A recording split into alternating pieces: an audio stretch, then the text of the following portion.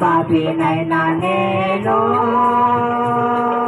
దూరంగా పారిపోగా, ఘోర పాపినైనా నేను దూరంగా పారిపోగా, నీ ప్రేమతో నన్ను జయించి నన్ను హత్తుకున్నావయ్యా, నీ ప్రేమతో నన్ను జయించి నన్ను హత్తుకున్నావయ్యా. ఎంత మంచి దేవుడవయ్యా, ఎంత మంచి దేవుడవేసయ్యా,